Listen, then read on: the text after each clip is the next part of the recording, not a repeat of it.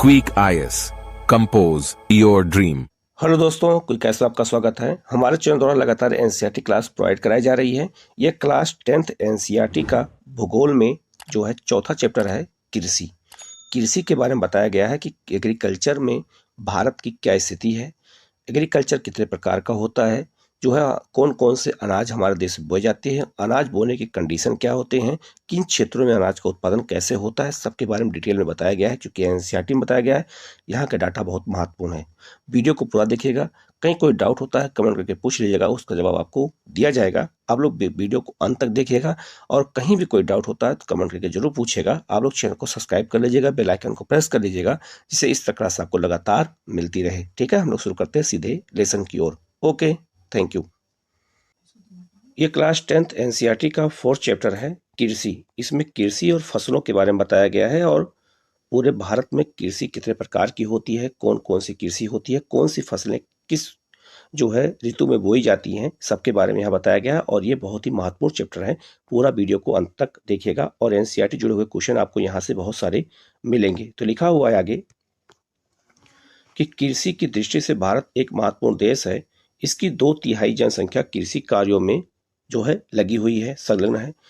कृषि एक प्राथमिक क्रिया है। आप सबको पता होगा कि कृषि जो है ये जो है एक प्राथमिक क्रिया है अर्थव्यवस्था की, जो हमारे लिए अधिकांश खाद्यान्न उत्पादन करती है।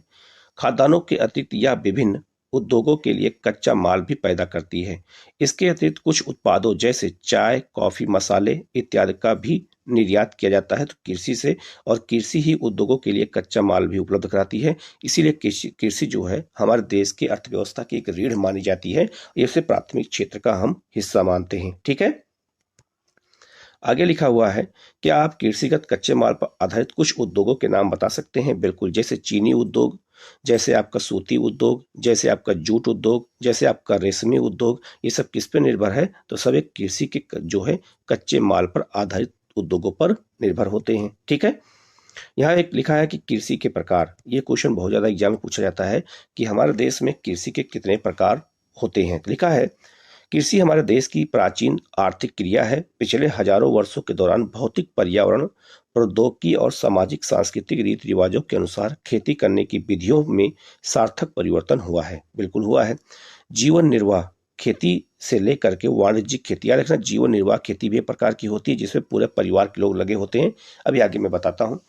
लिखा है आगे वाणिज्यिक खेती, जब व्यापारिक खेती हो, फसलों को व्यापार के लिए खेती की जाती है तो उसे हम वाणिज्यिक खेती कहते हैं।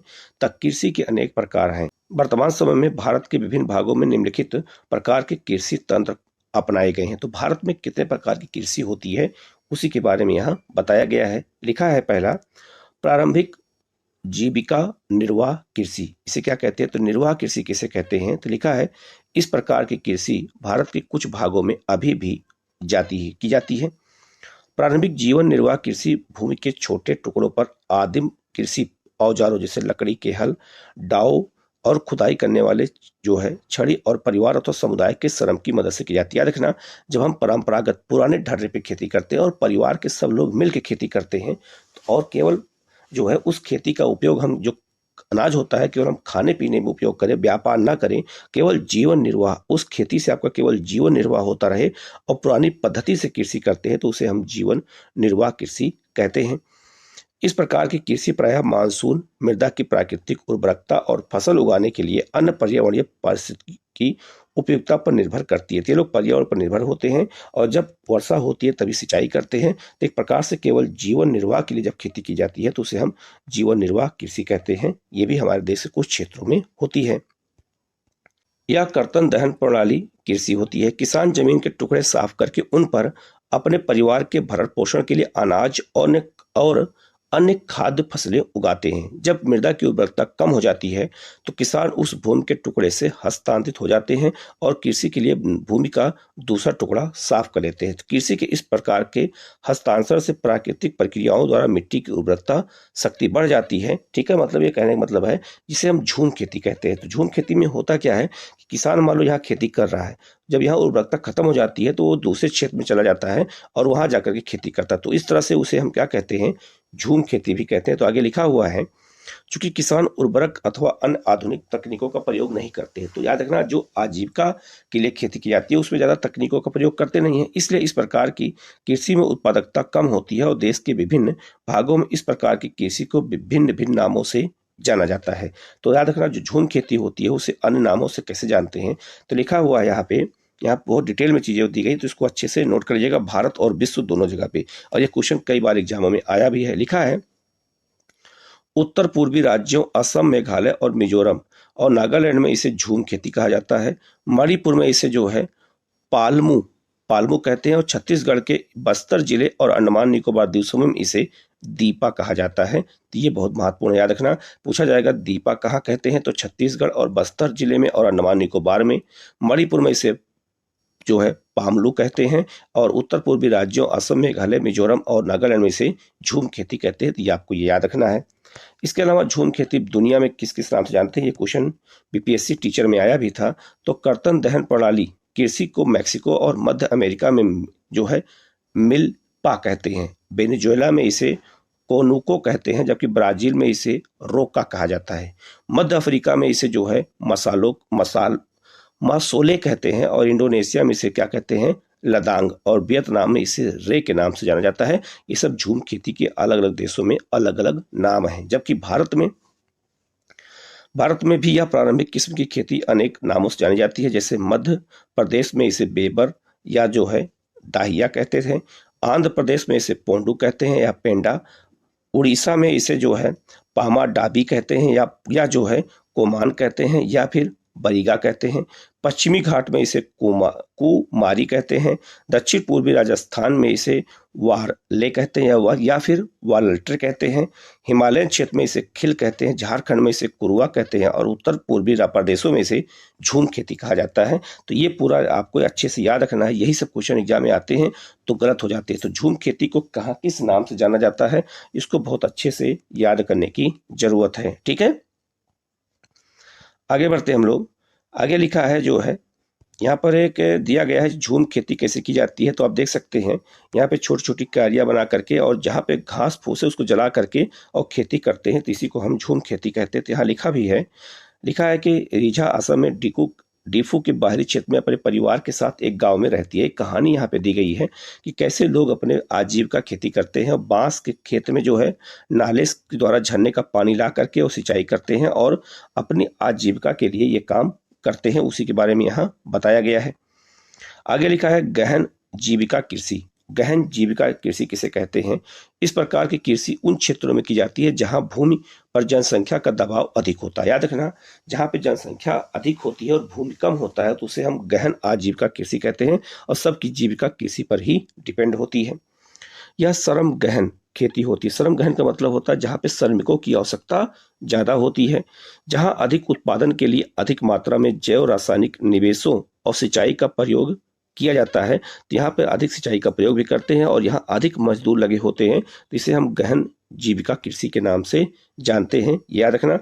क्या आप भारत के कुछ राज्यों के नाम बता सकते हैं जहाँ इस प्रकार की कृषि होती है? तो जैसे उत्तर प्रदेश में, बिहार में, पश्चिम बंगाल में इस तरह की कृषि की जाती है।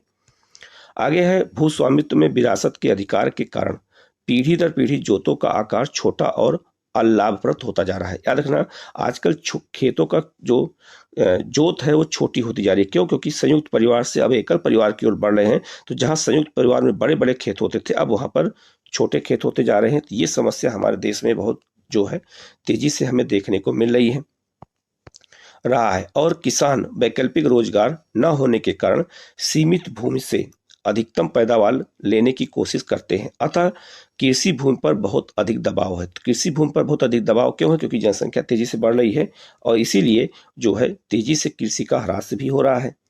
अगला है वाणिज्यिक कृषि। वाणिज्यिक कृषि की शुरुआत हमारे देश में अंग्रेजों ने किया था जब चाय, कॉफी, रबड़, नील की खेती हमारे देश में शुरू किया। ठीक है, तो इसकी शुरुआत धीरे धीरे हमारे देश में भी होने लगी। तो ये व्यापार के लिए कृषि होती है। ठीक है, तो लिखा हुआ है इस प्रकार की कृषि के मुख्य लक्षण आधुनिक निवेशों जैसे अधिक पैदावार देने वाली बीजों का प्रयोग किया जाता है क्योंकि हमें पैसा कमाना है।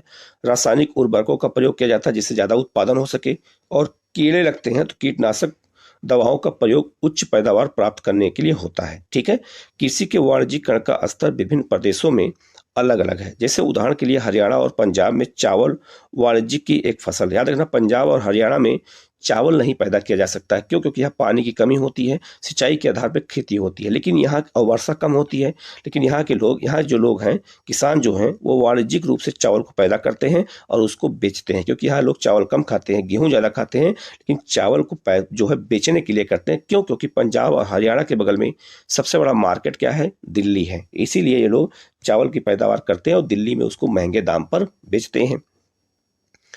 परंतु उड़ीसा में यह एक जीविका फसल है। तो उड़ीसा, पश्चिम बंगाल में चावल क्या है? एक जीविका फसल है, लोगों के लिए खाने के लिए है, लेकिन यहाँ पर पंजाब और हरियाणा में बेचने के लिए है। तो इस तरह के क्वेश्चन भी आपसे एग्जाम में पूछे जा सकते हैं। ठीक है, आगे लिखा है रोपण कृषि। रोपण कृषि किसे कहते हैं? याद रखना, जो धान की रोपाई होती है उसे रोपण कृषि नहीं कहते हैं। जिन फसलों के वृक्ष होते हैं उनको रोपण कृषि कहा जाता है, जैसे चाय, कॉफी, रबड़, गन्ना, केला आदि। ठीक है, तो अभी आगे हम इसको देखते हैं। तो लिखा है रोपण कृषि भी एक प्रकार की वाणिज्यिक खेती होती है। याद रखना, ये वाणिज्यिक खेती होती है रोपण कृषि।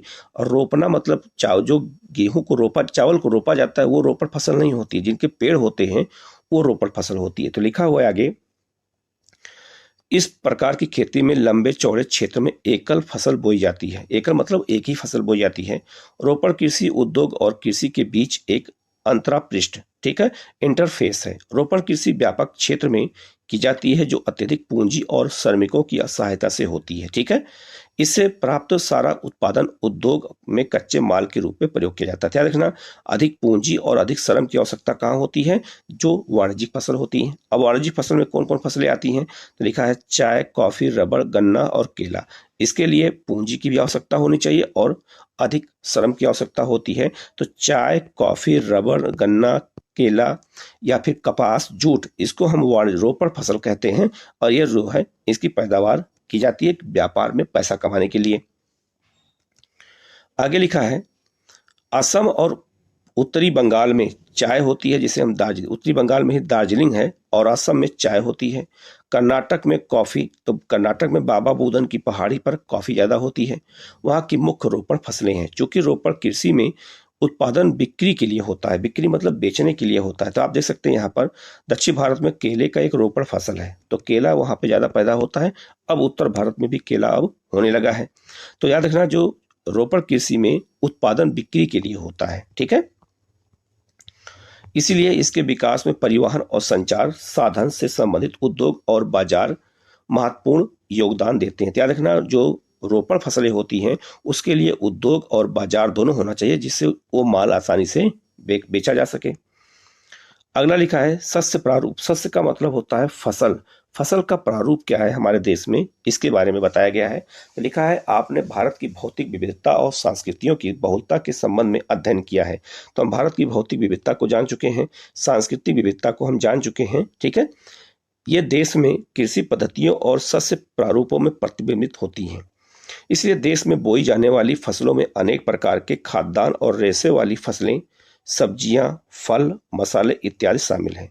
भारत में 3 शस्य ऋतुएं हैं। शस्य मतलब होता है फसलें। तो भारत में 3 फसल ऋतुएं हैं। कौन कौन सी हैं? वो है आपका रबी की फसल, खरीफ की फसल और जायद की फसल।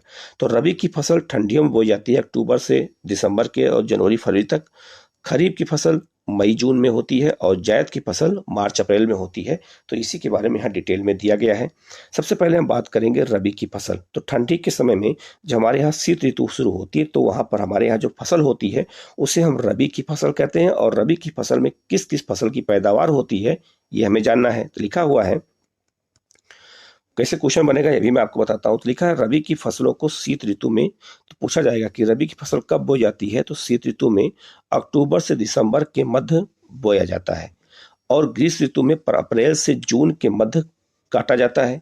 गेहूं, जौ, मटर, चना और सरसों कुछ प्रमुख रबी फसलें हैं। ये आपको याद रखना पड़ेगा कि रबी की फसल कौन कौन सी होती हैं। यद्यपि ये फसलें देश के विस्तृत भाग में बोई जाती हैं, उत्तर और उत्तर पश्चिमी राज्य जैसे पंजाब, हरियाणा, हिमाचल प्रदेश, जम्मू कश्मीर, उत्तराखंड और उत्तर प्रदेश गेहूं और अन्य रबी फसलों के उत्पादन के लिए महत्वपूर्ण राज्य हैं। तो इन क्षेत्रों में शीत ऋतु पड़ती है, इसीलिए इन क्षेत्रों में जो है रबी की फसल बोई जाती है, ये आपको याद रखना है। रबी की फसल में कौन कौन से अनाज होते हैं, कब बोई जाती है, किस ऋतु में बोई जाती है, यही सब क्वेश्चन एग्जाम में आपसे पूछे जाएंगे। ठीक है, आगे लिखा हुआ है कि शीत ऋतु में शीतोष्ण जो है पश्चिमी विक्षोभों से होने वाली वर्षा, याद रखना जब ठंडियों में वर्षा होती है तो उसे पश्चिमी विक्षोभ, वेस्टर्न डिस्टर्ब वर्षा कहते हैं। ठीक है, इन फसलों के अत्यधिक उत्पादन में सहायक होती है। तो याद रखना जब ये वर्षा होती है तो फसलों में और अधिक पैदावार होती है। पंजाब, हरियाणा, पश्चिमी उत्तर प्रदेश और राजस्थान के कुछ भागों में हरित क्रांति की सफलता भी उपयुक्त रबी फसलों की वृद्धि के लिए एक महत्वपूर्ण कारक है। तो रबी फसल जब पंजाब, हरियाणा, पश्चिमी उत्तर प्रदेश में अपनाया गया तो रबी की फसल गेहूं के लिए होती है। तो गेहूं का उत्पादन इसलिए क्या हो गया, यहाँ पर बहुत ज्यादा हो गया, क्योंकि किसानों को इससे काफी लाभ मिल गया। कितनी इंपॉर्टेंट चीजें इसमें दी गई हैं एनसीईआरटी में, इसलिए एनसीईआरटी को बार बार आप लोग पढ़िए, किसी किताब ज्यादा मत भागिए। जितना एनसीईआरटी पढ़ेंगे उतना आपका कॉन्सेप्ट क्लियर हो जाएगा। आगे लिखा है खरीफ की फसलें। तो खरीफ फसलें देश के विभिन्न भागों में मानसून के आगमन के साथ बोई जाती हैं। जब हमारे यहाँ मानसून आता है जून में, जुलाई में, तब हमारे यहाँ खरीफ की फसलें बोई जाती हैं। ठीक है, और सितंबर अक्टूबर में काट ली जाती हैं। तो बोई कब जाती हैं, तो ये बोई जाती हैं कब, मानसून जून जुलाई में, और सितंबर अक्टूबर तक इनको काटा जाता है। इस ऋतु में बोई जाने वाली मुख्य फसल कौन कौन सी, ये आपसे पूछा जाएगा। तो चावल, मक्का, ज्वार, बाजरा, तुर, अरहर, मूंग, उड़द, कपास, जूट, मूंगफली, सोयाबीन, ये सब फसल किस ऋतु में बोई जाती है, खरीफ में। और यही सब क्वेश्चन बार बार एग्जाम में आते हैं, तो इसको अच्छे से याद कर लेना है। चावल की खेती मुख्य रूप से असम, पश्चिम बंगाल, उड़ीसा, आंध्र प्रदेश, तेलंगाना, तमिलनाडु, केरल, महाराष्ट्र, विशेषकर जो है कोकण तटीय क्षेत्रों, उत्तर प्रदेश और बिहार में की जाती है। तो इन क्षेत्रों में किसी खेती होती है तो जो है चावल की खेती की जाती है, और चावल की फसल हमारे देश की प्रमुख फसल मानी जाती है। पिछले कुछ वर्षों में चावल पंजाब और हरियाणा में भी बोई जाने वाली महत्वपूर्ण फसल बन गई है। क्यों हो गई है, तो पंजाब हरियाणा में व्यापारिक खेती के रूप में चावल पैदा करते हैं, ना कि आजीविका के रूप में, जैसे मैंने आपको ऊपर बताया था। असम, पश्चिम बंगाल और उड़ीसा में धान की 3 किस्में होती हैं, आस, अमन और बोरो बोई जाती है। यही क्वेश्चन एग्जाम में पूछा गया है। तो याद रखना पश्चिम बंगाल, असम और उड़ीसा में पूरे साल चावल पैदा किया जाता है। तो जब शीत ऋतु में चावल होता है तो उसे आस कहते हैं, गर्मी में चावल होता है तो उसे अमन कहते हैं, और बरसात में जो चावल होता है उसे बोरो कहते हैं। ये भी आपको याद रखना है, ये भी पूछा जाता है। रबी और खरीफ फसल ऋतुओं के बीच ग्रीष्म ऋतु में बोई जाने वाली फसल को हम जायद की फसल कहते हैं, और जायद की फसल मुख्य रूप से इसमें तरबूज, खरबूजा, खीरे, सब्जियां और चारे की फसलें की जाती हैं। गन्ने की फसल को तैयार होने में लगभग 1 वर्ष का समय लगता है। तो जो जायद की फसल बोई जाती है ये मार्च अप्रैल में बोई जाती है और जून जुलाई में काट ली जाती है।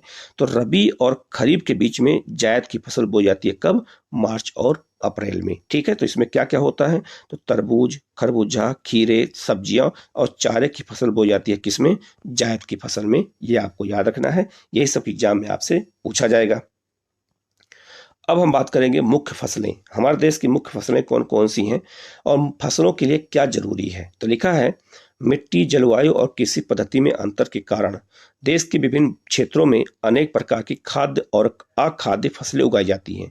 हमारे यहाँ मिट्टी में विविधता पाई जाती है, जलवायु में विविधता पाई जाती है और कृषि पद्धति में विविधता पाई जाती है। इसीलिए हमारे यहाँ कृषि फसलें अलग अलग क्षेत्रों में अलग अलग प्रकार की बोई जाती हैं।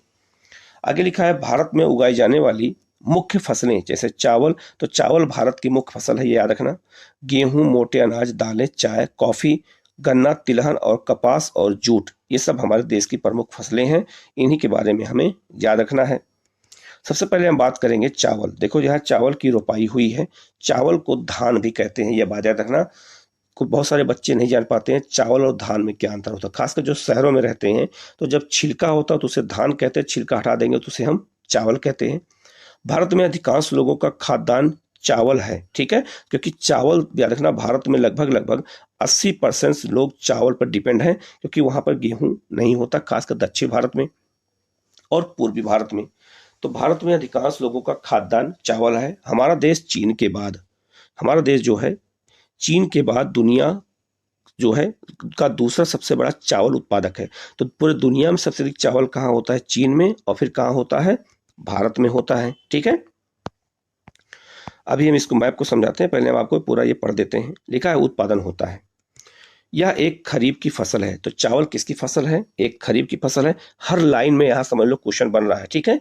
अब चावल के लिए कितना तापमान, कितना वर्षा होना चाहिए और कौन सी मिट्टी उपजाऊ होनी चाहिए, तो यहाँ साफ साफ लिखा हुआ है, जिसे उगाने के लिए उच्च तापमान 25 सेंटीग्रेड से ऊपर और अधिक आर्द्रता 100 सेंटीमीटर से अधिक होनी चाहिए, और वर्षा कितनी होनी चाहिए? 100 सेंटीमीटर से अधिक। तो तापमान कितना होना चाहिए, वर्षा कितना होना चाहिए? जब ऐसे क्वेश्चन फसलों से पूछे जाते हैं तो क्वेश्चन गलत हो जाते हैं, इसलिए इसको बहुत अच्छे से देखने की जरूरत है। कम वर्षा वाले क्षेत्रों में इसे सिंचाई करके उगाया जाता है, जैसे आपका पंजाब और हरियाणा में। तो ये आपका चावल की फसल को यहाँ पर एक दिखाया गया कि चावल की फसल पक गई है, पक के तैयार हो गई है, और इसी को यहाँ पर दिखाया गया है।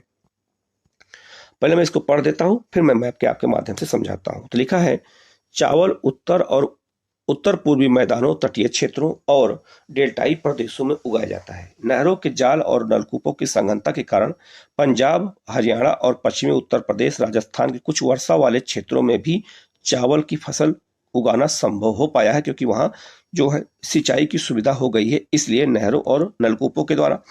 अब भारत में चावल सबसे ज्यादा कहाँ होता है, यहाँ पर एक मैप बनाया गया है, आप इसको ध्यान से देखिएगा। एक है प्रमुख क्षेत्र, एक है गौड़ क्षेत्र। तो प्रमुख क्षेत्र चावल के कौन कौन से हैं, आप ये देख सकते हैं। पहले हम प्रमुख क्षेत्रों को देखेंगे तो आपका पूरा पूर्वी उत्तर प्रदेश, पूरा बिहार, आसाम, पश्चिम बंगाल, आपका उड़ीसा, छत्तीसगढ़ और आंध्र प्रदेश का तटीय क्षेत्र है। इसके बाद है आपका जो है कावेरी तक का पूरा क्षेत्र, यह है, ये प्रमुख उत्पादक क्षेत्र है। गौड़ उत्पादन में आपका आ जाएगा कौन सा क्षेत्र, तो ये आपका पश्चिमी क्षेत्र आपका गौड़ उत्पादन का क्षेत्र है। और आपका ये देख सकते हैं तो पंजाब, हरियाणा, पश्चिमी उत्तर प्रदेश और उत्तरी राजस्थान में ये गौड़ उत्पादन क्षेत्र है, किसके? चावल के। अब यही मैप अगर आपसे एग्जाम में पूछा जाएगा तो आपको ऐसे ही बना करके बताना भी पड़ेगा, ठीक है।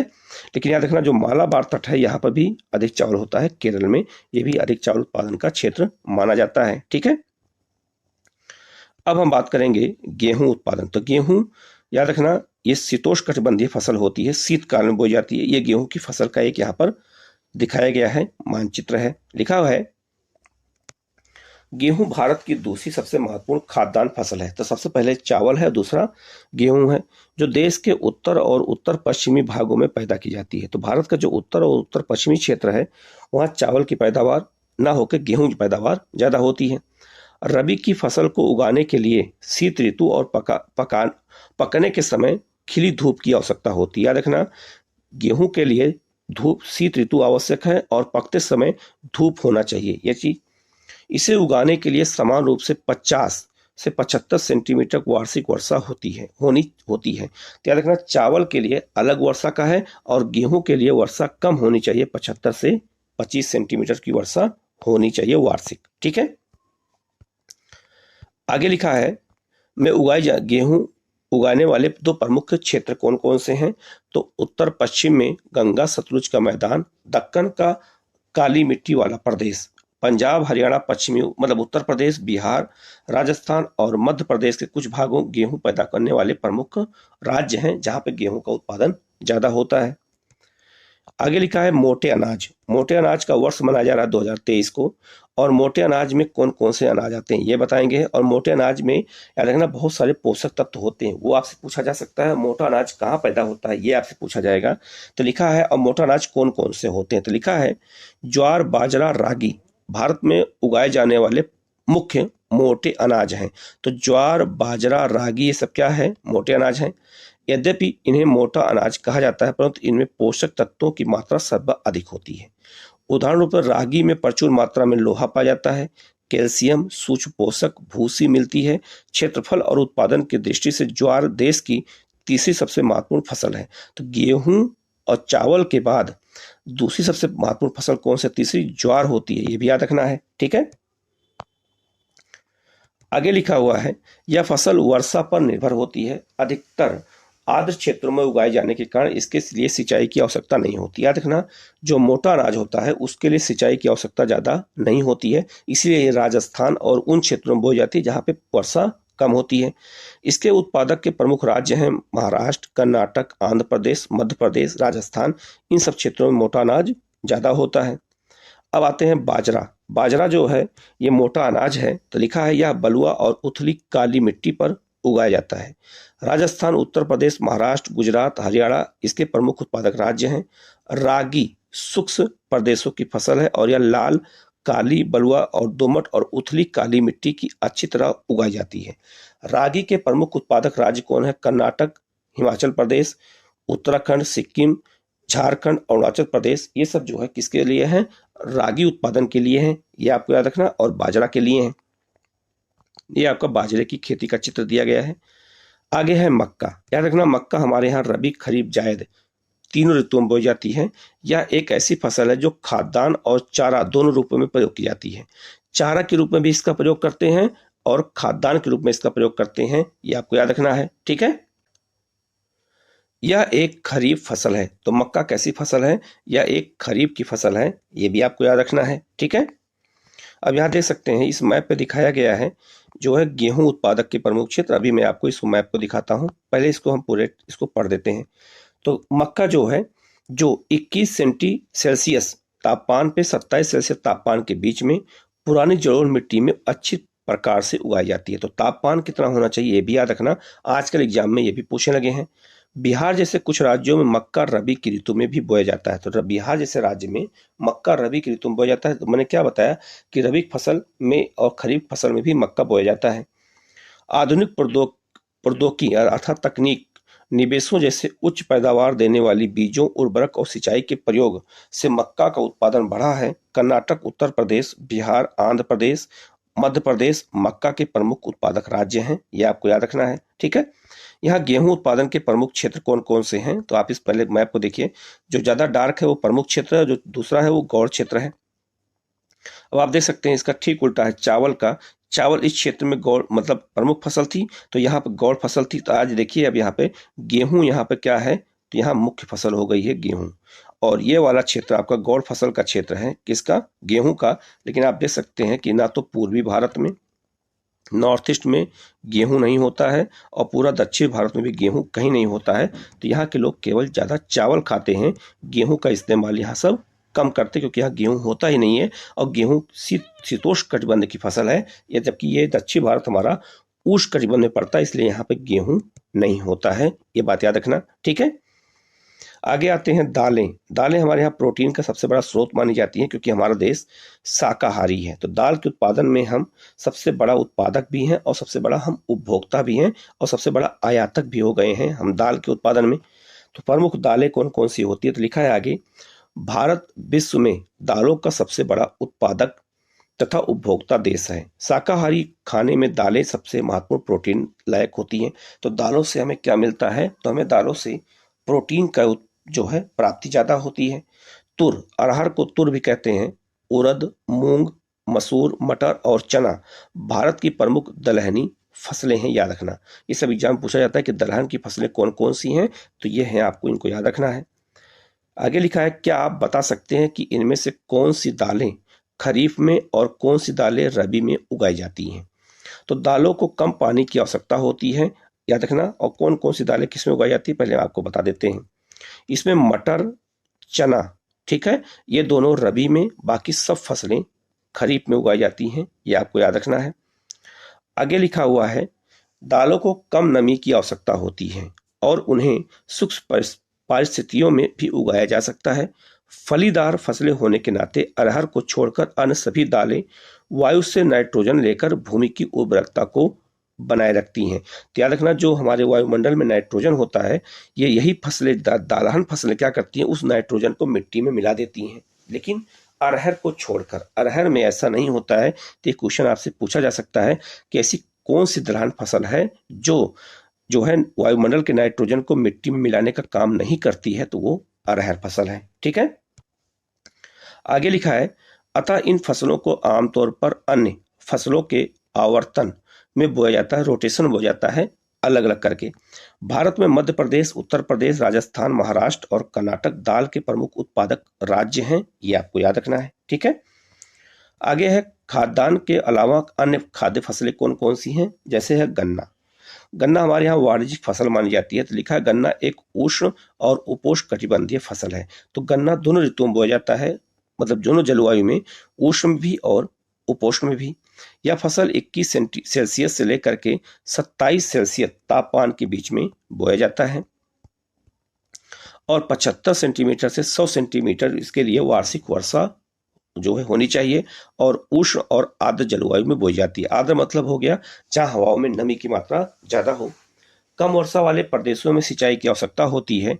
याद रखना, जहां कम वर्षा होती है वहां सिंचाई की आवश्यकता होती है, जैसे आपका पंजाब, हरियाणा हो गया, उत्तर प्रदेश।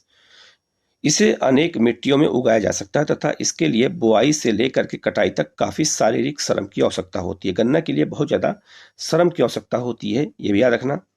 ब्राजील के बाद भारत गन्ने का दूसरा सबसे बड़ा उत्पादक देश है। ठीक है, सबसे अधिक गन्ना ब्राजील में होता है। यह चीनी, गुड़, खाड़सारी और सीरा बनाने के काम में आता है। उत्तर प्रदेश वर्तमान में, याद रखना, गन्ना उत्पादन में नंबर 1 पर हो गया। उत्तर प्रदेश, महाराष्ट्र, कर्नाटक, तमिलनाडु, आंध्र प्रदेश, तेलंगाना, बिहार, पंजाब और हरियाणा गन्ना के प्रमुख उत्पादक राज्य हैं, ये भी आपको याद रखना है। तो गन्ना हमारे यहाँ एक वाणिज्यिक फसल मानी जाती है। ठीक है, इससे पर चीनी उद्योग निर्भर होता है। अगला है तिलहन। तिलहन क्या होता है? 2014 में भारत विश्व में चीन के बाद दूसरा सबसे बड़ा तिलहन उत्पादक देश था। सन 2014 में तोरिया के उत्पादन में भारत का जो है विश्व में कनाडा और चीन के बाद तीसरा स्थान था। देश में कुल बोए गए क्षेत्र में 12% भाग पर इस तिलहन की फसलें उगाई जाती है, जिससे तेल प्राप्त होता है, उसे हम तिलहन फसल कहते हैं। मूंगफली, सरसों, नारियल, तिल, सोयाबीन, अरंडी, बिनोरा और अलसी और सूरजमुखी भारत में उगाई जाने वाली प्रमुख तिलहन फसलें हैं। अब आपसे एग्जाम में यही पूछा जाएगा, इसलिए इसको अच्छे से याद कर लीजिएगा। ये सब क्वेश्चन एग्जाम में पूछे जाते हैं। ठीक है, याद रखना, इसमें जो है सरसों को ले लिया जाए, सरसों यही एक जो है रबी की फसल है, बाकी सब खरीफ की फसल होती हैं, ये भी याद रखना। लिखा है, इनमें से अधिकतर खाद्य है और खाना बनाने में प्रयोग किया जाता है, परंतु इनमें से कुछ तेल के बीजों को साबुन, प्रसाधन, सौंदर्य प्रसाधन के लिए, श्रृंगार के सामान और जो है उबटन उद्योग में कच्चे माल के रूप में प्रयोग किया जाता है। किसका? तिलहन का। मूंगफली खरीफ की एक फसल है। मूंगफली का सबसे ज्यादा उत्पादन गुजरात में होता है। तो मूंगफली खरीफ की एक फसल है। या देश के मुख्य तिलहनों के कुल उत्पादन का आधा भाग इसी फसल से होता है। तो मूंगफली का प्रयोग हमारे यहाँ तेल के लिए करते हैं और ये जो है तिलहन फसल माना जाता है। गुजरात, राजस्थान, तमिलनाडु, महाराष्ट्र मूंगफली के प्रमुख उत्पादक राज्य हैं। अलसी, एक अलसी भी होता है और सरसों रबी की फसलें हैं, ये याद रखना। तिल, उत्तरी भारत में खरीफ की फसल और दक्षिण भारत में रबी की फसल बोई जाती है। क्या? तिल। अब यही सब क्वेश्चन एग्जाम में पूछा जाता है। ठीक है, अरंडी खरीफ और रबी दोनों की फसल है में बोया जाता है, याद रखना, दोनों अलग अलग क्षेत्रों में। ठीक है, तो आप देख सकते हैं कि यहाँ पर ये सूरजमुखी और मूंगफली और सरसों को एक साथ दिखाया गया है। आप इस मैप पे देख सकते हैं, ये तिलहन फसलें हैं और देश के अलग अलग क्षेत्रों में बोई जाती हैं। यहाँ चाय की फसल को दिखाया गया। याद रखना, चाय की फसल हमेशा ढलानों पे बोई जाती है, क्योंकि चाय की फसलों के लिए पानी लगना नहीं चाहिए, नहीं तो चाय की फसल क्या हो जाएगी, वो आपका जड़ खराब हो जाएगी। और ये चाय में श्रम की आवश्यकता ज्यादा होती है। तो इसी की पत्ती को देखो, यहाँ चुनती हुई जो है महिला श्रमिकों को दिखाया गया है, ये भी याद रखना। तो चाय के बारे में हम लोग देख लेते हैं। तो चाय की खेती रोपण कृषि का एक उदाहरण होती है। वो रोपण कृषि मैंने बताया जिसके पेड़ होते हैं। तो चाय की खेती, याद रखना, एक रोपण कृषि है, फसल है। यह एक महत्वपूर्ण पेय पदार्थ भी फसल है, इसे हम पेय पदार्थ भी कहते हैं। इसे शुरुआत में अंग्रेज भारत में लाए थे और आज अधिकतर चाय बागानों के मालिक भारतीय हैं, क्योंकि चाय हमारे यहाँ वाणिज्यिक फसल के रूप में अंग्रेज लाए थे, लेकिन इसको हमारे यहाँ अब उगाया जाने लगा और सबके मालिक भारतीय हैं। चाय का पौधा उष्ण और उपोष्ण कटिबंधीय जलवायु, ह्यूमस और जीवाश्म युक्त जो है गहरी मिट्टी और सुगम जल निकास प्रणाली व ढलवा क्षेत्रों में भली भांत उगाई जाती है। ढलवा क्षेत्र में क्यों उगाते हैं? क्योंकि वहां पे मैंने बताया भी, नहीं तो जड़ सड़ जाएगी अगर मिट्टी वहां पानी लग जाएगा। चाय की झाड़ियों में उगाने के लिए वर्ष भर कोष्ठ, नम और पाला रहित जलवायु की आवश्यकता होती है। वर्ष भर समान रूप से होने वाली वर्षा की बौछारें इसकी कोमल पत्तियों के विकास में सहायता करती हैं। चाय एक श्रम सघन उद्योग है। जहां श्रम की आवश्यकता ज्यादा होती है उसे हम क्या कहते हैं? श्रम सघन उद्योग कहते हैं। इसके लिए प्रचुर मात्रा में जो है सस्ता और कुशल श्रम चाहिए। इसके लिए बहुत सस्ते श्रमिकों की आवश्यकता होती है, इसलिए लोग महिलाओं और बच्चों से काम कराते हैं। इसकी ताजगी बनाए रखने के लिए चाय की पत्तियां बागान में ही जो है संसाधित की जाती हैं और चाय के मुख्य उत्पादक क्षेत्रों में आसाम, पश्चिम बंगाल में दार्जिलिंग और जलपाईगुड़ी जिले की पहाड़ियां, तमिलनाडु का केरल प्रमुख है। तो तमिलनाडु और केरल में जो आपका अरावली और नीलगिरी पहाड़ी है वहां पे ज्यादा पैदावार होती है। इसके अलावा हिमाचल प्रदेश, उत्तराखंड, मेघालय, आंध्र प्रदेश, त्रिपुरा आदि में भी चाय उगाई जाती है। सन 2014 में भारत विश्व में चीन के बाद दूसरा सबसे बड़ा चाय उत्पादक देश था, ये भी याद रखना। तो चाय सबसे ज्यादा कहाँ होती है, किस तापमान में होती है, वो सब मैंने आपको बता दिया, उसको देखिएगा। आगे लिखा है कॉफी। कॉफी उत्पादन में कर्नाटक नंबर 1 पर होता है, ठीक है। तो सन 2014 में भारत ने विश्व की लगभग 3.5% कॉफी का उत्पादन किया। भारतीय कॉफी अपनी गुणवत्ता के लिए विश्व विख्यात है। हमारे देश में अरेबिका किस्म की कॉफी पैदा की जाती है। तो आपसे पूछा जाएगा कि अरेबिका किस्म किस फसल की है, तो ये कॉफी की फसल है जो प्रारंभ में यमन से लाई गई थी। तो यमन की फसल थी, वहीं से लाई गई थी। इस किस्म की कॉफी की विश्व में भर में काफी अधिक मांग है।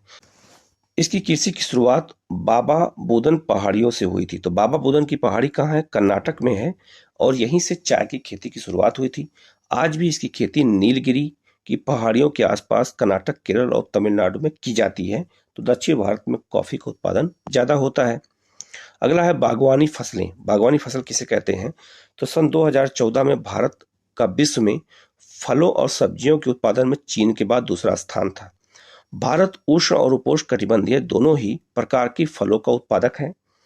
भारतीय फलों जिसमें महाराष्ट्र, आंध्र प्रदेश, तेलंगाना, उत्तर प्रदेश, पश्चिमी बंगाल के आम, नागपुर और चेरापूंजी, मेघालय के संतरे, केरल, मिजोरम, महाराष्ट्र, तमिलनाडु के केले, उत्तर प्रदेश, बिहार की लीची, मेघालय के अनानास, आंध्र प्रदेश, तेलंगाना, महाराष्ट्र के अंगूर, हिमाचल प्रदेश और जम्मू कश्मीर के सेब, नाशपाती, खुबानी और अखरोट विश्व भर में की प्रमुख मांगे हैं। और सब ये बागवानी फसल कहलाती हैं जो देश के अलग अलग क्षेत्रों में अलग अलग तरह से बोई जाती हैं, ठीक है। यहाँ देख सकते हैं यह अखरोट, सेब और अनार की पैदावार के लिए यहाँ देख सकते हैं बागान लगाए गए हैं और यहाँ मजदूर लोग काम कर रहे हैं, ठीक है। भारत विश्व की लगभग 13% सब्जियों का उत्पादन करता है। आज ये 13% से बढ़ करके 18% हो गया है, ये याद रखना, ठीक है। भारत का मटर जो है, मूंग, फूल गोभी, प्याज जो है, बंद गोभी, टमाटर, बैगन और आलू उत्पादन में प्रमुख स्थान है पूरे दुनिया में, ये भी आपको याद रखना है। और सबकी पैदावार को यहाँ दिखाया गया है। बैगन हो गया, टमाटर हो गया, फूल गोभी हो गया, मटर हो गया। रेशेदार फसल किसे कहते हैं, तो जिसके रेशा होता है उसके हम रेशेदार फसल कहते हैं। कपास, जूट, सन, प्राकृतिक रेशम भारत में उगाई जाने वाली 4 मुख्य रेशेदार फसलें हैं। इनमें से पहली 3 फसलों में फसल उगाने से प्राप्त होती हैं, जबकि चौथा रेशम के कीड़े कोकून से प्राप्त होता है। रेशम के कीड़े होते हैं, उसे भी हम रेशेदार फसल कहते हैं। तो ये आपको याद रखना है, ठीक है। आगे बढ़ते हैं। यहाँ लिखा अखाद्य फसलें, जिसको हम खा नहीं सकते हैं, जिसको हम बेचते हैं, व्यापार करते हैं, उसे हम अखाद्य फसलें कहते हैं। जैसे उसमें है पहला रबड़। रबड़ का इस्तेमाल जो है किसकी में इस्तेमाल होता है, तो रबड़ के सामान बनाने में होता है, टायर बनाने में होता है। तो लिखा है रबड़ भूमध्य रेखीय क्षेत्र की फसल है। आपसे पहला क्वेश्चन ही पूछा जाएगा कि रबड़ किस जो क्षेत्र की फसल है, तो भूमध्य रेखीय फसल है। याद रखना ये अमेजन के जंगल से हमारे देश में अंग्रेजों ने लाया था, ठीक है। ये भी एक वाणिज्यिक फसल है, रोपड़ फसल है। तो लिखा है परंतु विशेष परिस्थितियों में उष्ण और उपोष्ण क्षेत्रों में भी उगाई जाती है। इसको 200 सेंटीमीटर से अधिक वर्षा और 25 सेल्सियस से अधिक तापमान वाली नम और आर्द्र जलवायु की आवश्यकता होती है। तो इसके तापमान अधिक होना चाहिए और 200 सेंटीमीटर से अधिक वर्षा होनी चाहिए। तो ये रबड़ दक्षिण भारत में ज्यादा पैदा की जाती है। रबड़ एक कच्चा माल है जो उद्योगों में प्रयुक्त होता है। इसे मुख्य रूप से केरल, तमिलनाडु, कर्नाटक, अंडमान निकोबार द्वीप समूह और मेघालय के गारो पहाड़ियों में उगाया जाता है। तो केरल में याद रखना सबसे अधिक रबड़ होता है, ये भी याद रखना। सन 2012-13 में प्राकृतिक रबड़ के उत्पादन में भारत का विश्व में चौथा स्थान था, ये भी आपको याद रखना है। तो रबड़ उत्पादन में जो है हम चौथे स्थान पे थे, ठीक है। यहाँ देख सकते हैं प्राकृतिक रबड़ का उपयोग कहाँ कहाँ होता है, तो आप ये देख सकते हैं, इसमें दिखाया गया सबसे ज्यादा होता है मोटर गाड़ी, टायर और ट्यूब में होता है, ठीक है। इसके बाद होता है साइकिल के टायर और ट्यूब में, फिर इसके बाद में ऊंट काठी में, जूते चप्पल में, रबड़ की नली और पेटी में, रबड़ फोम में, गद्देदार वस्तुओं में और अन्य चीजों में रबड़ का इस्तेमाल हमारे देश में किया जाता है। आगे लिखा है यहाँ पे रेशेदार फसल हो गया। यहाँ लिखा है जो ये होता है क्या क्या कहते हैं, रेशम होता है वो मलवरी पेड़ की हरी पत्तियों, शहतूत के पेड़ कहते हैं, ठीक है, पाला जाता है। रेशम उत्पादन के रेशम के कीड़ों का पालन रेशम उत्पादन सेरीकल्चर कहलाता है। ये भी आपको याद रखना है, ठीक है। अब बात करेंगे कपास का। तो भारत में कपास के पौधे का मूल स्थान माना जाता है। तो हमारे देश में सिंधु घाटी सभ्यता में पहली बार कपास का उत्पादन हुआ था, तो इसलिए कपास पौधे का पौधा मूल स्थान भारत ही है, ठीक है। सूती कपड़ा उद्योग में कपास का एक प्रमुख कच्चा माल होता है। कपास उत्पादन में भारत का विश्व में तीसरा स्थान है, ठीक है, पहला स्थान चीन का है, यह भी याद रखना। दक्कन के पठार के शुष्क भागों में काली मिट्टी कपास उत्पादन के लिए प्रयुक्त मानी जाती है, इसलिए काली मिट्टी जब कपास होता है इसलिए काली मिट्टी को कपासी मिट्टी भी कहते हैं। इस फसल को उगाने के लिए उच्च तापमान और हल्की वर्षा या सिंचाई 210 पाला रहित दिन होने चाहिए। पाला रहित मतलब कि धूप खिली होनी चाहिए लगभग 210 दिन, क्योंकि ये नहीं तो ये भीग जाएंगे और भीगने से सारे कपास क्या हो जाएंगे, खराब हो जाएंगे। खिली धूप की आवश्यकता होती है। यह खरीफ की फसल है और इसे ये भी याद रखना कि कपास किसकी फसल है, तो खरीफ की फसल है, ठीक है। और इसे पककर तैयार होने में 6 से 8 महीने लगते हैं। महाराष्ट्र, गुजरात, मध्य प्रदेश, कर्नाटक, आंध्र प्रदेश, तेलंगाना, तमिलनाडु, पंजाब, हरियाणा, उत्तर प्रदेश कपास के प्रमुख उत्पादक हैं, ये याद रखना। जूट, जूट को सुनहरा रेशा भी कहा जाता है, ये भी याद रखना। जूट की फसल बाढ़ के क्षेत्रों में जल निकास वाली उर्वरक मिट्टी में की जाती है। यहाँ जहाँ हर वर्ष बाढ़ से आई नई मिट्टी से हम क्या कहते हैं, खादर मिट्टी कहते हैं, जमा होती है। इसके बढ़ने के समय उच्च तापमान की आवश्यकता होती है। पश्चिम बंगाल, बिहार, आसाम, उड़ीसा, मेघालय के जूट उत्पादक प्रमुख राज्य हैं, क्योंकि जूट एक रेशेदार फसल है और ये जो है खरीफ की ऋतु में बोई जाती है। इसका उपयोग कहाँ होता है, तो बोरिया, चटाई, रस्सी, तनु, धागे और गलीचे और दूसरे दस्तकारी वस्तुएं इससे बनाई जाती हैं। इसकी उच्च लागत के कारण कृत्रिम रेशों और पैकिंग सामग्री विशेषकर नायलॉन की कीमत कम होने के कारण बाजार में इसकी मांग कम हो गई है। आजकल नायलॉन की चीजें बनने लगी हैं, इसलिए लोग रस्सियों के सामान को ज्यादा वरीयता नहीं देते, जिसका मार्केट में कम मूल्य हो गया है, डिमांड हो गई है। अब आते हैं प्रौद्योगिकी और संस्थागत सुधार। हमारे देश में कृषि में जो सुधार किया गया है वो क्या क्या है उसको देख लेते हैं। बताया गया कि भारत में कृषि हजारों वर्षों से की जा रही है, परंतु प्रौद्योगिकी अर्थात तकनीकी और संस्थागत परिवर्तनों के अभाव में लगातार भूमि संसाधन के प्रयोग से कृषि का विकास अवरुद्ध हो जाता है और इसकी गति मंद हो जाती है। सिंचाई के साधनों का विकास होने के उपरांत भी देश के एक बहुत बड़े भाग में अभी भी किसान खेती बाड़ी के लिए मानसून और भूमि की प्राकृतिक उर्वरकता पर निर्भर है। अभी हमारे यहाँ क्या है कि सिंचाई की अच्छी तकनीक न होने से अभी हमारे यहाँ मानसून पर ही लोगों की निर्भरता बनी हुई है। अगर मानसून आएगा तब तो कृषि अच्छी होगी, नहीं तो नहीं होगी। बढ़ती हुई जनसंख्या के लिए यह महत्वपूर्ण चुनौती है। 60% से भी अधिक लोगों को आजीविका प्रदान करने वाले कृषि में कुछ गंभीर तकनीकी और संस्थागत सुधार करने की आवश्यकता है। अभी भी 60% कृषि में हमारे यहाँ तकनीक का इस्तेमाल नहीं होता है। स्वतंत्रता के पश्चात देश में संस्थागत सुधार करने के लिए जोतों की जो है चकबंदी, सहकारिता तथा जमींदारी आज समाप्त करने की प्राथमिकता दी गई। तो हमारे यहाँ जमींदारी को समाप्त किया गया, चकबंदी लाई गई, सहकारिता को अपनाया गया, ये सब संस्थागत सुधार किया गया कृषि में। आगे है कि जो है प्रथम पंचवर्षीय योजना में भूमि सुधार मुख्य लक्ष्य था। तो हमारे यहाँ प्रथम पंचवर्षीय योजना का लक्ष्य क्या था, भूमि सुधार करना और कृषि को अपनाना।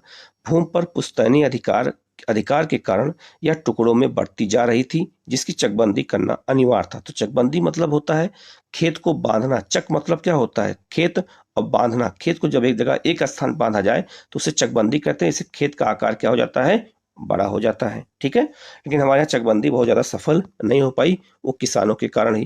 तो कृषि के कुछ नवीन उपकरण हैं जिनका प्रयोग करके हम कृषि उत्पादन को बढ़ा सकते हैं, जिसमें सबसे अच्छा है ट्रैक्टर, ठीक है। आगे है भूमि सुधार के बारे में। तो भूमि सुधार के कानून तो बने, परंतु इसके लागू होने में काफी ढिलाई की गई। 60 से 70 के दशकों में भारत सरकार ने कई प्रकार के कृषि सुधारों की शुरुआत की। पैकेज टेक्नोलॉजी पर आधारित हरित क्रांति, श्वेत क्रांति, जिसे ऑपरेशन फ्लड जैसी कृषि सुधार के लिए महत्वपूर्ण रणनीतियां आरंभ की गई। तो हमारे यहाँ नई टेक्नोलॉजी अपनाया गया, हरित क्रांति को अपनाया गया, श्वेत क्रांति को अपनाया गया, जिससे भूमि सुधार को अच्छा किया जा सके और कृषि में कुछ नया परिवर्तन भी हो सके। आगे लिखा है, परंतु इसके कारण विकास कुछ क्षेत्रों तक ही सीमित रहा। जैसे आपको देख सकते हैं पश्चिमी उत्तर प्रदेश, आपका हरियाणा, पंजाब तक ही जो है ये इसका लाभ ज्यादा मिला और इसका लाभ सबको ज्यादा नहीं मिल पाया। इसीलिए 1960, 1980 और 90 के दशक में व्यापक भूमि विकास कार्यक्रम शुरू किया गया है, जो संस्थागत और तकनीकी सुधारों पर आधारित था। इस दिशा में उठाए गए कुछ महत्वपूर्ण कदमों में सूखा, बाढ़, चक्रवात, आग, बीमारी के लिए फसल बीमा के प्रावधान और किसानों को कम दर पर ऋण सुविधाएं प्रदान करने के लिए ग्रामीण बैंकों, सहकारी समितियों और बैंकों की स्थापना की गई। ध्यान रखना, किसानों को लोन देने के लिए, प्राकृतिक आपदा से बचाने के लिए फसल बीमा किया जाने लगा और कम ब्याज पर ऋण देने के लिए तमाम बैंकों की स्थापना भी की गई, जिससे गाँव में जो है किसानों को ऋण आसानी से मिल सके। आगे लिखा है, किसानों के लाभ के लिए भारत सरकार ने किसान क्रेडिट कार्ड, ये 1999 में योजना शुरू की गई थी, और व्यक्तिगत दुर्घटना बीमा योजना की शुरुआत की गई। ये किसानों के लिए बीमा शुरू किया गया। इसके अलावा आकाशवाणी, दूरदर्शन पर किसानों के लिए मौसम की जानकारी के बुलेटिन और कृषि कार्यक्रम प्रसारित किए जाने लगे। मतलब किसानों को जानकारी देने के लिए टीवी पे बहुत सारे प्रोग्राम होने लगे। किसानों को बिचौलियों और दलालों के शोषण से बचाने के लिए न्यूनतम सहायता मूल्य, जिसे हम लोग मिनिमम सपोर्ट प्राइस कहते हैं, और कुछ महत्वपूर्ण फसलों के लाभप्रद खरीद मूल्यों की सरकार की घोषणा की गई। तो ये भी काम किया गया। ठीक है, आगे लिखा है, भूमि दान, ग्राम दान क्या होता है, इसके बारे में भी मैं आपको बताता हूं। ये कौन शुरू किया था? ठीक है, पर इसको हम पढ़ लेते हैं। लिखा है, कृषि की राष्ट्रीय अर्थव्यवस्था, रोजगार और उत्पादन में योगदान। तो कृषि का जो है राष्ट्रीय अर्थव्यवस्था में क्या योगदान है, रोजगार में क्या योगदान है और उत्पादन में क्या योगदान है, ये भी हमें समझना है। तो लिखा है, कृषि भारतीय अर्थव्यवस्था की रीढ़ की हड्डी रही है। सकल घरेलू उत्पाद में कृषि के योगदान का अनुपात, जहां 1951 से लगातार घटने के उपरांत भी 2010-11 में देश में इसका 52% हिस्सेदारी और रोजगार और आजीविका का साधन के रूप में होता रहा है। तो आज भी 52 न होकर के आज 48% लोग भी आज भी कृषि पर ही डिपेंड हैं, रोजगार और आजीविका को लेके। आगे लिखा है, कृषि का सकल घरेलू उत्पादन में घटता अंश गंभीर चिंता का विषय है, क्योंकि कृषि में किसी भी प्रकार की गिरावट और प्रगतिरोध अर्थव्यवस्था के अन्य क्षेत्रों में गिरावट लाएंगे, जो समाज के लिए व्यापक जो है निहितार्थ है। तो कृषि में याद रखना, अगर जितनी गिरावट होगी तो उसका अन्य क्षेत्रों में भी व्यापक प्रभाव देखा जाएगा। अब कृषि के महत्व को समझा गया तो सरकार ने कुछ काम भी किया कृषि के लिए। तो कृषि के महत्व को समझते हुए भारत सरकार ने इसके आधुनिकीकरण के लिए भरसक प्रयास किया। तो कृषि को अगर हम आधुनिक कर देंगे तो उत्पादन बढ़ जाएगा और अर्थव्यवस्था में इसका योगदान बढ़ जाएगा। भारतीय कृषि में सुधार के लिए भारतीय कृषि अनुसंधान परिषद और कृषि विश्वविद्यालयों की स्थापना की गई। पशु चिकित्सा सेवाएं, पशु प्रजनन केंद्र की स्थापना, बागवानी विकास, मौसम विज्ञान और मौसम के पूर्वानुमान के क्षेत्र के अनुसंधान और विकास को वरीयता दी गई इस काल में। ठीक है, आगे दिया गया है कि जो है पिछले वर्षों में सकल घरेलू उत्पाद में वृद्धि हुई है। तो जो यहाँ पे एक डाटा दिया गया है उसी बताया गया है, परंतु इससे देश में पर्याप्त मात्रा में रोजगार के अवसर उपलब्ध नहीं हो रहे हैं।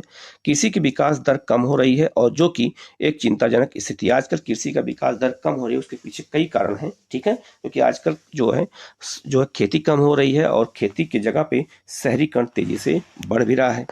वर्तमान में भारतीय किसान को अंतर्राष्ट्रीय प्रतिस्पर्धा से एक बड़ी चुनौती का सामना भी करना पड़ रहा है। ये भी एक समस्या है हमारी कृषि के लिए, क्योंकि अंतर्राष्ट्रीय स्तर पे वस्तुओं के दाम तेजी से कम है, खासकर कृषि के। ठीक है, आगे लिखा है कि कृषि सेक्टर में विशेष रूप से जो है करना पड़ रहा है। रासायनिक उर्वरकों पर जो है सहाय की मतलब सब्सिडी कम करने से उत्पादन लागत बढ़ रही है। इसके अतिरिक्त कृषि उत्पादों पर आयात कर घटाने से भी देश में कृषि पर हानिकारक प्रभाव पड़ा है।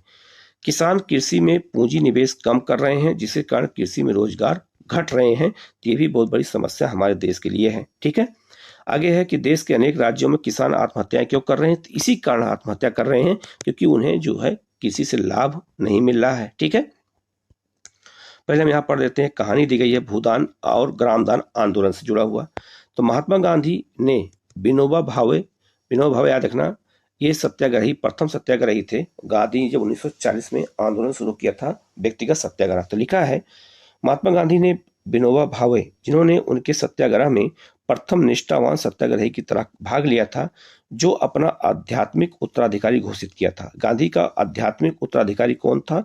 तो वो थे विनोबा भावे थे, ये भी आपको याद रखना है। उनकी गांधी जी के ग्राम स्वराज अवधारणा में भी गहरी दिलचस्प आस्था थी। गांधी जी की शहादत के बाद उनके संदेश को लोगों तक पहुंचाने के लिए विनोबा भावे ने लगभग पूरे देश की पदयात्रा की। एक बार वे आंध्र प्रदेश के एक गांव पोचमपल्ली में बोल रहे थे, तो कुछ भूमिहीन गरीब ग्रामीणों ने उनसे अपने आर्थिक भरण पोषण के लिए कुछ भूमि मांगी। तो जिनके पास भूमि नहीं थी, इन्होंने भूमि मांगा, तो जो भूमि दान में दिया उसे नाम दिया गया भूदान आंदोलन। तो जिन लोगों ने भूमि को दान में दे दिया गया, तो उसी के आंदोलन शुरू किया गया था, भूदान आंदोलन, और उसकी शुरुआत आंध्र प्रदेश के पोचमपल्ली से हुई थी, विनोबा भावे के द्वारा। आगे लिखा हुआ है, विनोबा भावे ने उनसे तुरंत कोई वादा तो नहीं किया, परंतु उनको आश्वासन दिया कि यदि वह सहकारी खेती करें तो वह भारत सरकार से बात करके उनके लिए जमीन मुहैया कराएंगे। तो सहकारी कृषि का मतलब होता है कई लोग जब मिलकर खेती करेंगे तो उससे उत्पादन क्या हो जाएगा? बढ़ जाएगा। अचानक श्री रामचंद्र रेड्डी उठ खड़े हुए और उन्होंने 80 भूमिहीन ग्रामीणों को, जो है एक जमींदार थे, याद रखना, 80 एकड़ भूमि बांटने की पेशकश कर दी। ठीक है, तो 80 भूमिहीन ग्रामीणों को 80 एकड़ भूमि किसने दे दिया? तो वहां के जमींदार थे, श्री रामचंद्र रेड्डी थे। तो इन्होंने बहुत सराहनीय काम किया। ठीक है, आगे लिखा है, इसे भूदान के नाम से जाना गया। बाद में विनोबा भावे ने यात्राएं की और अपना यह विचार पूरे देश में फैलाया। कुछ जमींदारों ने, जो अनेक गांव के मालिक थे, भूमिहीनों को पूरा गांव देने की पेशकश कर दी। इसे ग्राम दान भी कहा गया। याद रखना, पूरे गांव को जब दान में दिया गया तो क्या नाम दे दिया गया? ग्राम दान। तो ग्राम दान और भूदान आंदोलन से कौन जुड़ा हुआ है? विनोबा भावे। परंतु कुछ जमींदारों ने भी जमीन भूमि सीमा कानून से बचने के लिए अपनी भूमि का एक हिस्सा दान दे दिया था। विनोबा भावे द्वारा शुरू किए गए इस भूदान ग्रामदान आंदोलन को रक्तहीन क्रांति के नाम से भी जाना जाता है। ठीक है, तो रक्तहीन क्रांति के नाम से किसे जानते हैं? भूदान ग्रामदान आंदोलन को, जो विनोबा भावे ने शुरू किया था। तो ये अपने आप में बहुत महत्वपूर्ण क्वेश्चन है जो आपसे एग्जाम में पूछा जा सकता है कि भारत में रक्तहीन क्रांति के नाम से किस आंदोलन को जाना जाता है? तो भूदान और ग्रामदान आंदोलन को, जिसमें एक रक्त भी नहीं बहाया गया, और ये आंदोलन कहीं न कहीं सफल भी हुआ है। आगे बढ़ते हैं, हम लोग खाद्य सुरक्षा की बात कर लेते हैं। खाद्य सुरक्षा कानून हमारे यहाँ पास भी हुआ है। ठीक है, तो खाद्य सुरक्षा कानून क्या है? और मतलब ये खाद्य, लोगों को खाद्य मतलब अनाज प्रोवाइड कराने के लिए ये कानून बनाया गया था। तो खाद्य सुरक्षा अगर हमारे यहाँ नहीं रहेगी तो हमारे यहाँ भुखमरी और गरीबी बहुत ज़्यादा बढ़ जाएगी। तो लिखा है, आप जानते हैं कि भोजन एक आधारभूत आवश्यकता है और देश के प्रत्येक नागरिक को ऐसा भोजन मिलना चाहिए जो न्यूनतम पोषण स्तर प्रदान कर सके। ठीक है, यदि हमारी जनसंख्या के किसी भाग को यह उपलब्ध नहीं होता है तो एक खंड खाद्य सुरक्षा से वंचित है। ठीक है, अगर कोई खाना नहीं मिल रहा है किसी को तो खाद्य सुरक्षा से क्या है? वंचित है। हमारे देश के कुछ प्रदेशों, विशेषकर आर्थिक दृष्टि से कम विकसित राज्यों, जहां अधिक निर्धनता व्याप्त है, वहां उन लोगों का अनुपात अधिक है। किसके लिए? खाद्य सुरक्षा के लिए, जिन्हें खाद्य सुरक्षा प्राप्त नहीं है। देश के सुदूर क्षेत्रों, मतलब दूर दराज के क्षेत्रों में प्राकृतिक आपदाओं, अनिश्चित खाद्य आपूर्ति की अधिक संभावना होती है। समाज के सभी वर्गों को खाद्य उपलब्धता सुनिश्चित कराने के लिए हमारी सरकार ने सावधानी पूर्वक राष्ट्रीय खाद्य जो है सुरक्षा प्रणाली की क्या की है? शुरुआत की है, जिससे खाद्य सुरक्षा सबको मुहैया कराई जा सके। इसके दो प्रमुख घटक हैं, बम्पर स्टॉक और सार्वजनिक वितरण प्रणाली, जो पीडीएस होता है, जिसके माध्यम से लोगों को अनाज मिलता है, और बफर स्टॉक मतलब होता है अनाज को एक जगह पर स्टोर में जमा करना।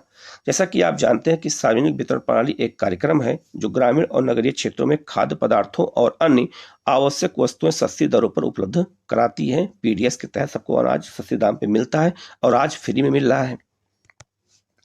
भारत की खाद्य सुरक्षा नीति का प्राथमिक उद्देश्य सामान्य लोगों को खरीद करने सकने योग्य कीमतों पर खाद्यान्नों की उपलब्धता को सुनिश्चित करना है। यही खाद्य सुरक्षा नीति का प्रमुख उद्देश्य माना जाता है कि कम दाम पे लोगों को, एक सामान्य दाम पे लोगों को हर चीजें उपलब्ध हो सके।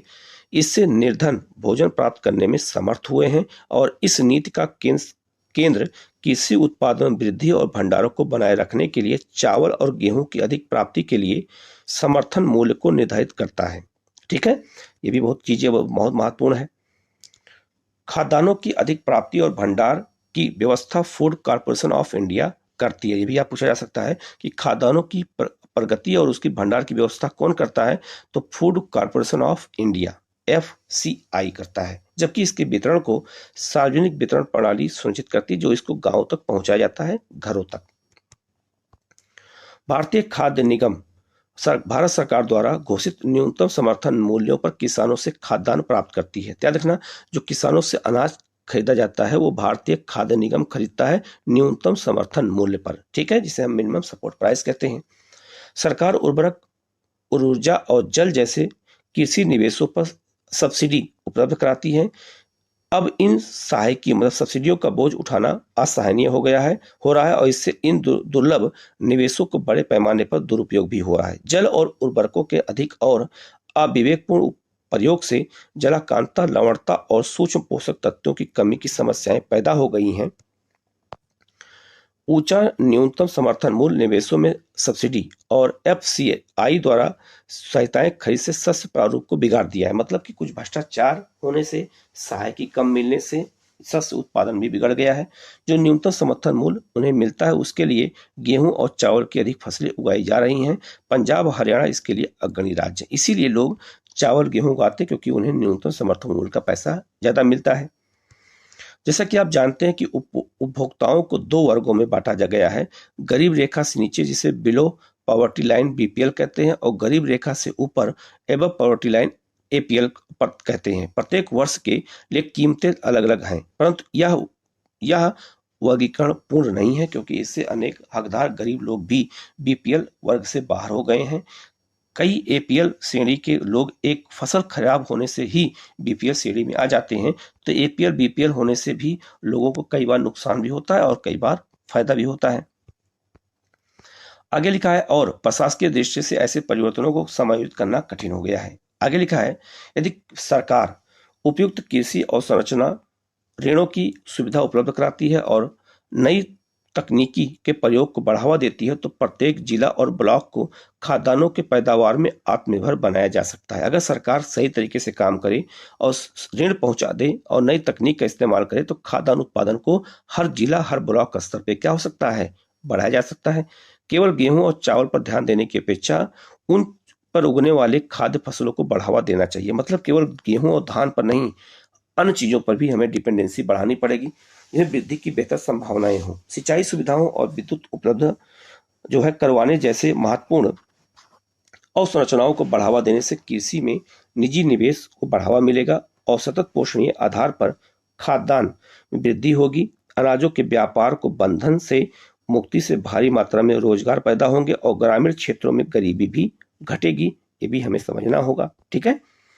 आगे लिखा है, धीरे धीरे खाद्य फसलों की कृषि का स्थान फलों, सब्जियों और तिलहनों और औद्योगिक फसलों की कृषि लेती जा रही है। याद रखना, पहले खाद्यान्न फसल ज्यादा होती थी, अब उसके स्थान पर सब्जियों, तिलहन और औद्योगिक फसल ज्यादा उगाई जा रही है क्योंकि इससे लाभ हो रहा है। तो लोग खाने पीने के अलावा खाद्यान्न फसलों पर ज्यादा पैदावार नहीं कर रहे हैं क्योंकि उससे लागत ज्यादा लगती है। इससे अनाजों और दालों के अंतर्गत निवल बोया गया क्षेत्र कम होता जा रहा है। ये भी एक बड़ी समस्या है। भारत की बढ़ती जनसंख्या के साथ घटता खाद्य उत्पादन देश की भविष्य की खाद्य सुरक्षा पर प्रश्न चिन्ह लगाता है। भूमि के आवासन, हाउसिंग इत्यादि जैसे गैर कृषि भू उपयोगों और कृषि के बीच बढ़ती भूमि की प्रतिस्पर्धा के कारण बोए गए निवल क्षेत्र में कमी आई है। ये भी एक समस्या देखने को मिल रही है क्योंकि जैसे जैसे शहरीकरण बढ़ रहा है वैसे वैसे भूमि कम होती जा रही है। भूमि की उपलब्धता से ने घटती प्रवृत्ति दर्शानी आरंभ कर दी है। उर्वरक पीकड़नाशी और कीटनाशी जिन्होंने कभी नाटकीय परिणाम प्रस्तुत किए थे, अब मिट्टी के निम्नीकरण का दोषी माना जा रहा है। याद रखना, अगर हम ज्यादा कीटनाशक का उर्वरक का प्रयोग करेंगे तो मिट्टी प्रदूषित हो जा रही है, ये भी एक समस्या हो जा रही है। जल की कालिक कमी के कारण सिंचित क्षेत्र में नमी आई है। असक्षम जल प्रबंधन से जलाकांता और लवणता की समस्याएं बढ़ती जा रही हैं। लवणता और जलाकांता मतलब होता है ज्यादा दलदली होती जा रही है, ठीक है। आगे लिखा है, इसका एक मुख्य कारण भूमि निम्नीकरण है। किसानों को मुफ्त बिजली उपलब्ध करवाने के कारण जल संग्रहित फसलें उगाने के लिए कुछ क्षेत्रों के किसानों को सिंचाई के लिए आधिकारिक भूमिगत जल के पंपों के द्वारा निकालने का प्रोत्साहन किया जाता है। तो इससे भूमि जल नष्ट हो जा रहा है। कम वर्षा वाले कम वर्षा वाले क्षेत्रों जैसे पंजाब में चावल, महाराष्ट्र में गन्ने की खेती इसके उदाहरण हैं। तो पंजाब में खेती वर्षा तो होती नहीं है, तो जो है भूमि जल का उपयोग करके खेती कर देते हैं, जिससे वहाँ पानी की कमी हो जा रही है। इससे भूमिगत जल जो है में जल भंडार कम होता जा रहा है। परिणाम स्वरूप कई कुएं और नलकूप सूख गए हैं। इससे सीमांत और छोटे किसान भूमि मतलब कृषि छोड़ने पर मजबूर हो गए हैं, क्योंकि उनको सिंचाई के लिए उपलब्ध पानी हो ही नहीं रहा है। तो इसका नुकसान किसको हो रहा है? छोटे किसानों को। बड़े किसानों को उनके गहरे नलकूपों से अभी भी पानी उपलब्ध है, परंतु बहुत से दूसरे किसान जल की कमी की समस्या का सामना कर रहे हैं, जो कमजोर हैं या छोटे हैं। अपर्याप्त भंडारण सुविधाएं और बाजार के अभाव में भी किसान हतोत्साहित होते हैं। तो भंडार की सुविधा ना होना, बाजार ना होना, इससे भी किसान जो है अब कृषि से भागते जा रहे हैं। इस प्रकार किसान उत्पादन और बाजार की अनियमितता से बुरी तरह प्रभावित होते हैं। उनको दोहरा नुकसान उठाना पड़ता है। एक तो उन्हें कृषि लागतों जैसे उच्च पैदावार वाले बीजों, उर्वरकों इत्यादि के लिए अधिक दाम देने पड़ते हैं, और दूसरी खरीद मूल्य बढ़ाने के लिए संघर्ष करना पड़ता है। ये भी एक समस्या किसानों के पास है। आगे है, किसानों की पैदावार एक साथ मंडी में पहुंचती है, जिसके कारण खरीद मूल्य कम मिलता है, क्योंकि उनके पास ज्यादा अनाज हो जाता है, इसलिए उनको पैसा भी कम मिलता है, परंतु उन्हें मजबूरी में अपने उत्पाद बेचने पड़ते हैं। इसलिए छोटे किसानों की सुरक्षा बिना खाद्य सुरक्षा संभव नहीं है। ये भी हमें समझना होगा। आगे बढ़ते हैं। लिखा है वैश्वीकरण का कृषि पर प्रभाव। जब से हम ग्लोबलाइजेशन शुरू हुआ तो उसका कृषि पर क्या प्रभाव पड़ा? तो वैश्वीकरण कोई नई घटना नहीं है। उपनिवेश काल में भी यही स्थिति मौजूद थी। 19वीं शताब्दी में जब यूरोपीय व्यापारी भारत आए तो उस समय भी भारतीय मसाले विश्व के विभिन्न क्षेत्रों में निर्यात किए जाते थे, और दक्षिण भारत में किसानों को इन फसलों को उगाने के लिए प्रोत्साहित किया जाता था। आज भी गरम मसाले भारत के निर्यात किए जाने वाले मुख्य फसलों में मतलब वस्तुओं में शामिल हैं। ब्रिटिश काल में अंग्रेज व्यापारी भारत के कपास की ओर आकर्षित हुए और भारतीय कपास को ब्रिटेन में सूती वस्त्र के लिए कच्चे माल के रूप में निर्यात किया गया। ठीक है, क्योंकि वहां पे कपास हमारे यहाँ ज्यादा था, तो कपास हमारे यहाँ से ले गए कच्चे माल के रूप में, और मैनचेस्टर और लिवरपूल में सूती वस्त्र उद्योग भारत में पैदा होने वाले उत्तम किस्म की कपास से उपलब्ध फली फूली। याद है ना, हमारे यहाँ मैनचेस्टर किसे कहते हैं? तो अहमदाबाद को भारत का मैनचेस्टर कहा जाता है, उत्तर भारत का कानपुर को, दक्षिण भारत का कोयम्बटूर को कहते हैं। तो सबसे पहले सूती मिल कहाँ लगाई गई थी? ब्रिटेन के मैनचेस्टर और लिवरपूल नामक शहर में, क्योंकि हमारे यहाँ कपास होती थी और कपास ले गए थे। आगे लिखा है, आपने 1917 में बिहार में हुए चंपारण आंदोलन के बारे में पढ़ा होगा। इसकी शुरुआत इसलिए हुई कि इस क्षेत्र में किसानों पर नील की खेती करने के लिए दबाव डाला गया। नील ब्रिटेन के सूती वस्त्र उद्योग के लिए कच्चा माल था। ये किसान इसलिए भड़के क्योंकि उन्हें अपने उपभोग के लिए अनाज उगाने के लिए मना कर दिया गया था। तो नील की खेती भी की जाती थी, और नील को लेके कई हमारे यहाँ आंदोलन भी हुए हैं। 1990 के बाद वैश्वीकरण के तहत भारतीय किसानों, जब 1990 में हमारे यहाँ उदारीकरण अपनाया गया, अर्थव्यवस्था में सुधार किया गया, वैश्वीकरण अपनाया गया, ठीक है, तब हमारे यहाँ कृषि में कुछ परिवर्तन आया। तो लिखा है 1990 के बाद वैश्वीकरण के तहत भारतीय किसानों को कई नई चुनौतियों का सामना करना पड़ा। चावल, कपास, रबड़, चाय, कॉफी, जूट और मसालों का मुख्य उत्पादक होने के बावजूद भारतीय कृषि विश्व के विकसित देशों से प्रतिस्पर्धा में असमर्थ है, क्योंकि उन देशों में कृषि को अत्यधिक सहायकी दी जाती है। सहायकी मतलब सब्सिडी दी जाती है, इसलिए वहाँ किसान संपन्न है और इसलिए वहाँ पैदावार ज्यादा होती है। यहाँ पे एक उर्वरक, ये सागौन के क्लोन को तैयार किया जा रहा है, जो है प्रयोगशाला में, उसी को दिखाया गया है। ठीक है, आज भारतीय कृषि दो राहे पर है, मतलब कि आज कृषि के सामने कई चुनौतियां हैं। भारतीय कृषि को सक्षम और लाभदायक बनाता है जो सीमांत और छोटे किसानों की स्थिति सुधारने पर जोर देना होगा। हरित क्रांति ने लंबा चौड़ा वादा किया, परंतु आज यह कई विवादों से घिरी हुई है, क्योंकि पर्यावरण समस्याएं हैं। यह आरोप लगाया जाता है कि हरित क्रांति के दौरान रसायनों के अधिक प्रयोग, जल भृतों के सूखने और जैव विविधता विलुप्त होने के कारण भूमि का निम्नीकरण हुआ है। हरित क्रांति के कारण आज जीन क्रांति संकेत शब्द है, जिसमें जनसांख्यिकी इंजीनियरिंग सम्मिलित है। ये भी हमें समझना होगा आगे। ये देखिए आप, जो है ये क्या कहते हैं, ये कीटनाशकों दवाओं का छिड़काव हो रहा है, तो इससे जो है वायु प्रदूषित भी होती है और मृदा प्रदूषित भी होती है। आगे लिखा है, वास्तव में कार्बनिक कृषि का आज अधिक प्रचलन है, क्योंकि यह उर्वरकों और कीटनाशकों जैसे कारखानों में निर्मित रसायनों के बिना की जाती हैं, इसलिए पर्यावरण पर इसका नकारात्मक प्रभाव नहीं पड़ता है। तो आजकल कार्बनिक खेती की जाती है, जिसे हम जैविक खेती कहते हैं, ऑर्गेनिक फार्मिंग कहते हैं।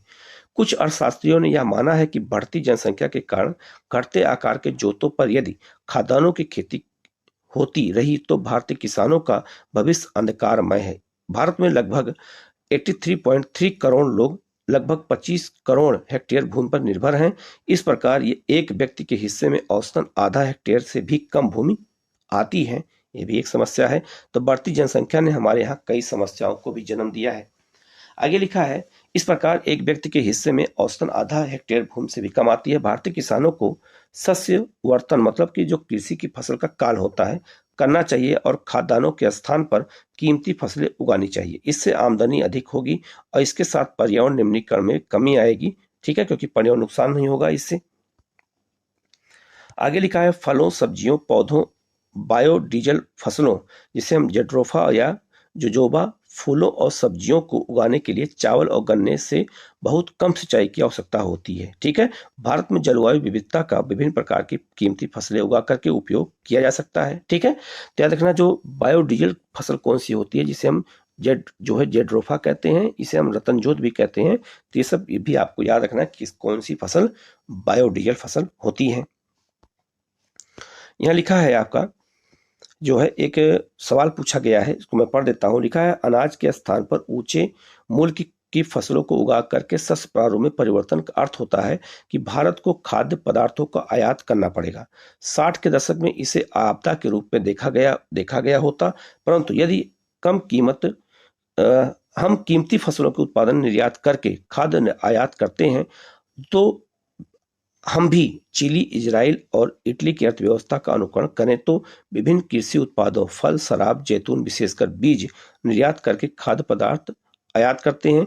तो मतलब वहाँ के लोग क्या करते हैं, ज़्यादा अनाज नहीं पैदा करते हैं, ये सब पैदा करते हैं, जैतून, शराब, फल, और उसके स्थान पर खाद्य को आयात कर लेते हैं। ठीक है, तो इस विषय पर वाद विवाद कीजिए, ऐसा बच्चों को बताया गया है। ठीक है, तो इस लेसन में जितनी इंपॉर्टेंट चीज थी मैंने बता दिया है। यहाँ पे क्वेश्चन है, निम्नलिखित में से कौन सा उस कृषि प्रणाली को दर्शाता है जिसमें एक ही फल मतलब फसल लंबे समय तक लंबे चौड़े क्षेत्र में उगाई जाती है? तो कौन है? तो आपका है कौन सा? तो ये है आपका गहन कृषि। ठीक है, अगला है, निम्नलिखित में से कौन सी रबी की फसल है? तो रबी की फसल इसमें कौन है? चना है।